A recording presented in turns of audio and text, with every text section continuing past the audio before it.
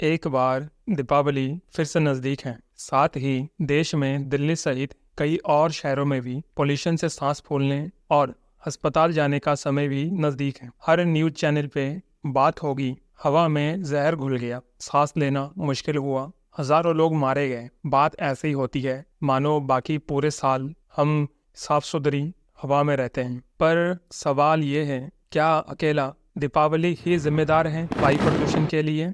जवाब निश्चित रूप से ना है। तो फिर दीपावली आते ही दीपावली को ही क्यों कोसा जाता है वायु प्रदूषण के लिए? जिस दिन प्रभु श्री राम, माता सीता और भाई लक्ष्मण जी के साथ घर वापस लौटे थे, लोगों ने खुश होकर चारों दिशाओं में दीपक जलाए और रोशनियों से भर दिया, आपस में मिठाई बांटे और ढोल नगाड़े बजाकर त्योहार मनाया। और ये अब की नहीं, त्रेता युग से चली आ रही प्रथा है। इस दिन पूरे देश में लोग धर्म, जाति, ऊंच नीच भूलकर आपस में त्योहार मनाते हैं, खुश होते हैं। पर अब अचानक से इस त्योहार पे दाग लगने लगा है। बदलते समय के साथ पटाखों का आविष्कार हुआ, इसे भी शामिल किया गया।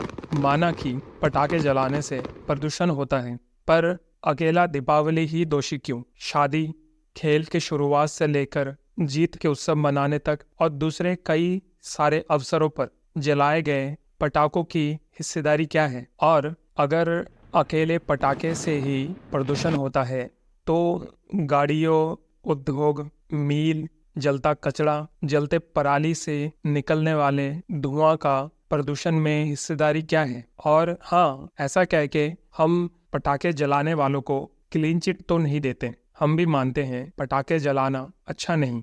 किसी भी त्योहार या मौके पर पटाखे जलाना सही ऑप्शन नहीं। अभी कुछ दिनों बाद ही हम सुनेंगे एयर क्वालिटी इंडेक्स 400 और 500 से पार हुआ, हवा में पूरी तरह से जहर घुल चुका है। और ये सबको सिर्फ दीपावली के बाद वाले दिन ही समझ में आता है। कुछ लोग बात ऐसी करते हैं जिसे सुन के लगता है दीपावली से आगे पीछे हम साफ सुथरी हवा में रहते हैं। एग्जैक्टली होता ये है, गाड़ी, उद्योग, मील, कचरा और पराली के जलने से खतरनाक स्थिति तक प्रदूषण हो चुका होता है और रही सही कसर पटाखे का धुआं कर देता है। ठीक वैसा ही जब एक तिनके के ज्यादा होने से नाव डूब जाती है। पर सवाल ये है कि बचने का उपाय क्या है? जवाब हम सभी जानते हैं, हम कई बार उसे अपना भी चुके हैं। बिना पटाखे जलाए त्योहार मनाना और गाड़ियों का इस्तेमाल कम से कम करना, शेयरिंग में ऑफिस जाना, दूसरे काम में जाना, साथ ही इलेक्ट्रिकल गाड़ियों का इस्तेमाल कर सकते हैं, सार्वजनिक परिवहनों का इस्तेमाल कर सकते हैं और सबसे अच्छा हम साइकिल का इस्तेमाल कर सकते हैं। हम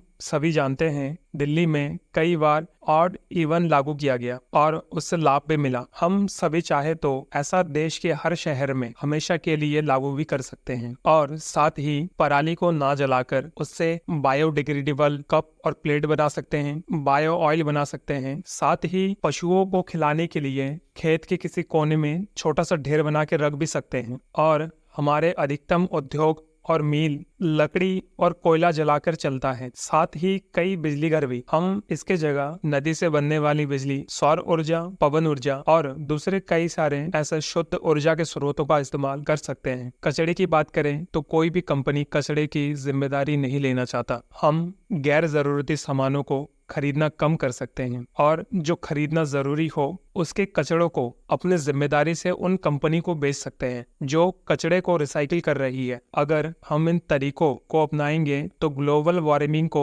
कम करने में हम अपना सहयोग प्रदान कर पाएंगे। आशा करते हैं हमारे द्वारा दी गई जानकारी आप सभी को अच्छा जरूर लगा होगा। इस वीडियो को अपने दोस्तों और अपने जानने वालों तक शेयर जरूर करें ताकि अधिक से अधिक लोग जागरूक हो सके।